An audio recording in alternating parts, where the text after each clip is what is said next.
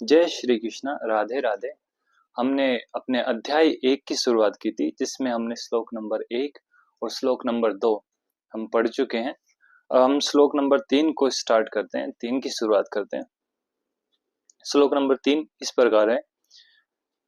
पश्यतम पांडुपुत्राणम आचार्य महितम चमूमम वयुडम द्रुपद पुत्रेण तव शिष्येण धीम माता। इन शब्द का अर्थ जानते हैं।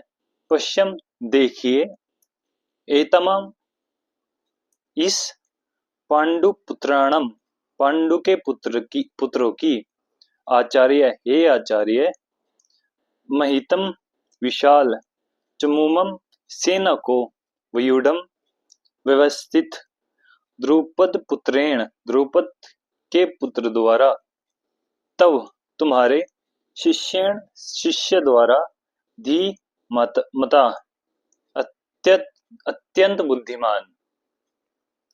इस पूरे श्लोक का जो अर्थ है वो ये होगा, हे आचार्य, पांडु पुत्रों की विशाल सेना को देखे, जिसे आपके बुद्धिमान शिष्य द्रुपद के पुत्र ने इतने कौशल के से व्यवस्थित किया है।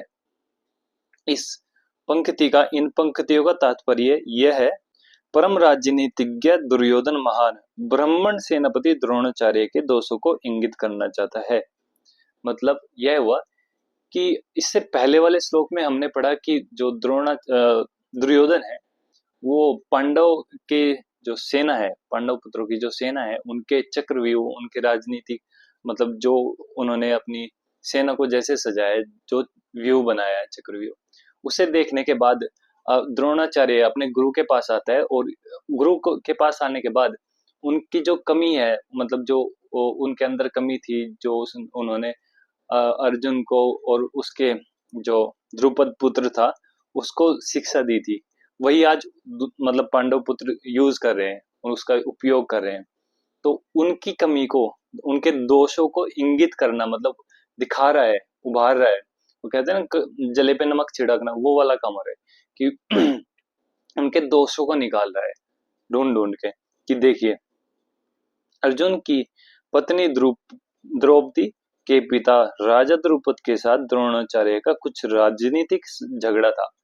तो जो अर्जुन की पत्नी थी, वैसे तो पांचों पांडव की पत्नी थी वो, ठीक है, द्रौपदी, उनके जो पिता थे द्रुपद, तो उनकी जो द्रौपद की का कुछ झगड़ा था गुरु द्रोणाचार्य के साथ, कुछ राजनीतिक झगड़ा होगा, ठीक है।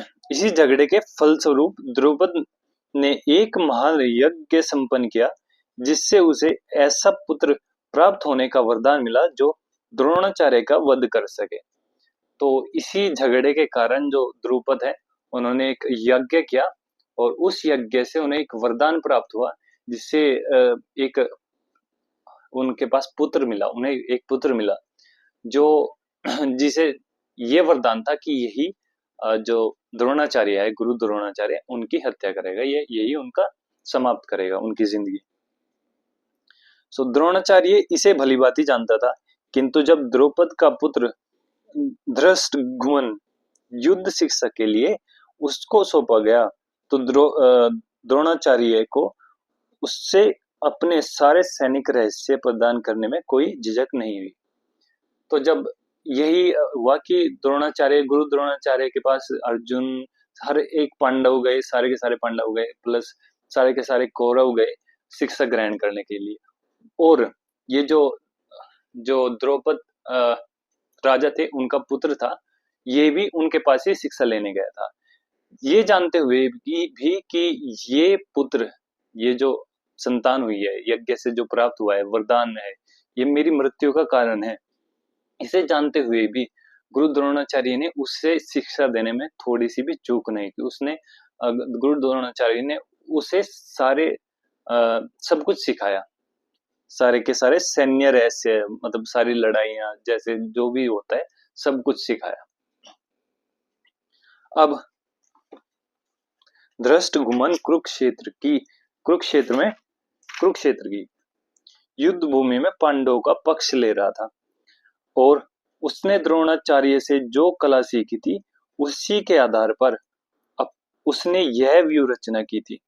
तो जो व्यू रचना दुर्योधन देखने के बाद अब अपने गुरु के पास या द्रोणाचार्य के पास आया था, वो व्यू रचना भी उसी द्रौपद पुत्र जिसको गुरु द्रोणाचार्य ने खुद शिक्षा दी थी, उसी ने ही की थी। और इसी बात का दोष वो गुरु द्रोणाचार्य को देता है कि देखिए आपका ही सिखाया हुआ विद्यार्थी है, आपका ही सिखाया हुआ बच्चा है जो आपके ही खिलाफ खड़ा हो रहा है, आपके ही खिलाफ व्यू रचना कर रहा है, इस चीज को इंगित कर रहा है। दुर्योधन ने द्रोणाचार्य की इस दुर्लभता की ओर इंगित किया जिससे वह युद्ध में सजग रहे और समझौता न करे। वो ये दोष इसलिए निकाला ताकि गुरु द्रोणाचार्य कमजोर न पड़ जाए, वो पांडव पुत्र का या फिर अपने शिष्यों का प्रिय शिष्य था ना अर्जुन, तो उनका साथ न देने लगे या फिर उनकी तरफ थोड़ा झुकाव न कर दे।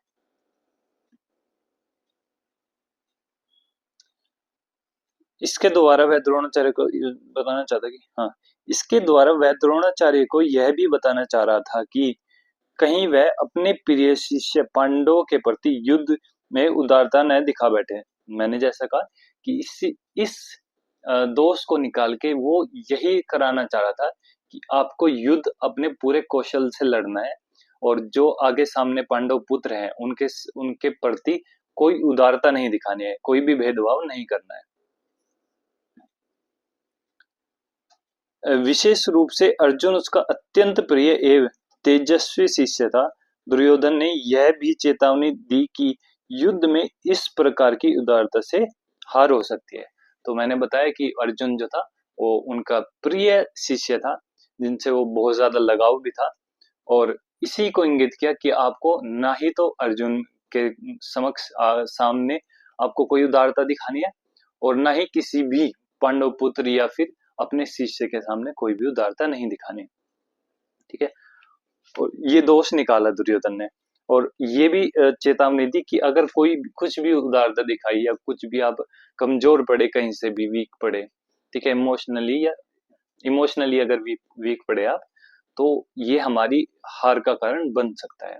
तो आज का श्लोक यही खत्म होता है, और मैं आपसे विनती यही करूंगा कि ये 9-10 मिनट की वीडियो मैक्सिमम, ज्यादा से ज्यादा 9-10 मिनट की होती है, आप पूरा देखें और धीरे धीरे हम पूरी गीता ऐसे ही 10-10 मिनट की क्लासेस में खत्म कर देंगे, मतलब पूरा ज्ञान ले लेंगे, खत्म करना नहीं, ज्ञान लेना होता है। ठीक है, तो ले लेंगे। धन्यवाद, मिलते हैं अगले श्लोक में। राधे राधे।